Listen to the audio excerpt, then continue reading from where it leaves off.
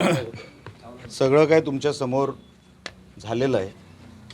तुम्हाला चित्र कळलं असेल की काय चाललं आहे. मालवणमध्ये एक वेगळा न्याय किंवा न्यायव्यवस्था ही मालवणमध्ये वेगळी आहे. हे जरा खाली धरा. मालवणमध्ये न्यायव्यवस्था वेगळी असं एक चित्र तुम्हाला मालवणमध्ये बघायला मिळेल.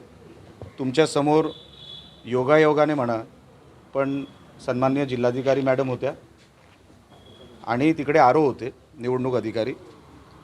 त्यांच्यासमोर मी मागचा जो काय 4 दिवसापूर्वी जो पैशाचा प्रकार होता तो पकडून दिला. त्याचाही अहवाल अजूनपर्यंत आलेला नाही असं ते म्हटले. माझ्यापर्यंत आलेला नाही पण त्यांनी पुढे पाठवलं आहे आणि ते स्वतः म्हटले हे पब्लिक डोमेनमधले डॉक्युमेंट आहे, पब्लिक डॉक्युमेंट आहे, ते त्यांना मिळाले पाहिजे, सगळ्यांना दिसले पाहिजे. अजूनपर्यंत ते कोणाला दिसले नाहीत. माहीत नाही ते कुठल्या पब्लिक डॉक्युमेंटची विषय म्हणजे कुठली गोष्ट करत आहे. दुसरा कालचा विषय अजूनपर्यंत FIR नाही. अच्छा, मागच्या विषयामध्ये पण FIR नाही. FIR माझ्यावर झालेली आहे.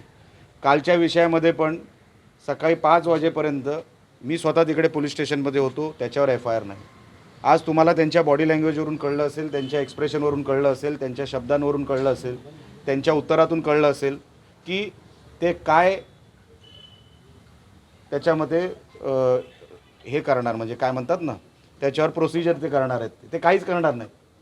हे सगळे जे कोण आरोपी पकडले गेलेले आहेत, सगळे ज्यांच्यावर आम्ही आरोप केलेले आहेत, ते सगळे मोकाट सुटणार. ते सुटलेलेच आहेत, ते बाहेर फिरत आहेत. त्यांच्यावर कसलीही कारवाई होणार नाही. मला माहीतच होतं हे होणार.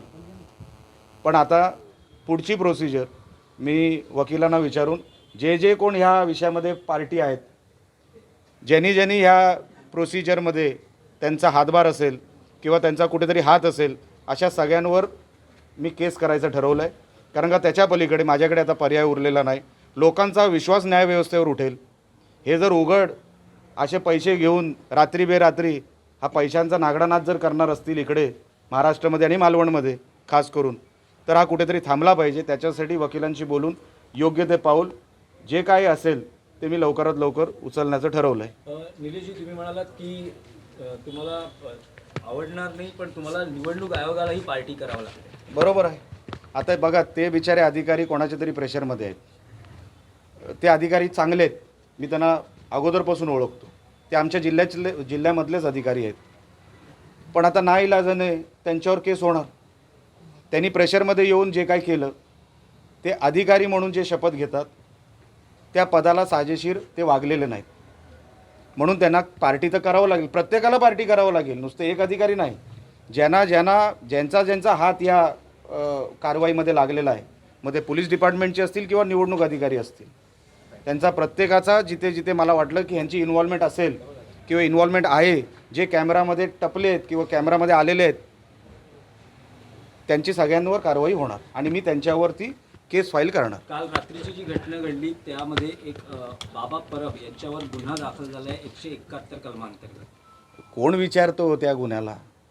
171 म्हणजे असं तुला सोडून देतो आम्ही, जा बाबा तू अजून पैसे वाढ, दारू पी, बिअर बार उघड, अजून पैशाचा नागडा नाच कर, तुला आम्ही सोडून दिलेलं आहे. हे काय कलमं झाली?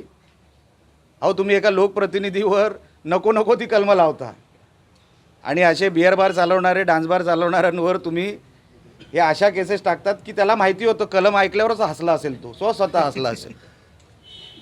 आता काय म्हणणार त्याच्यावर?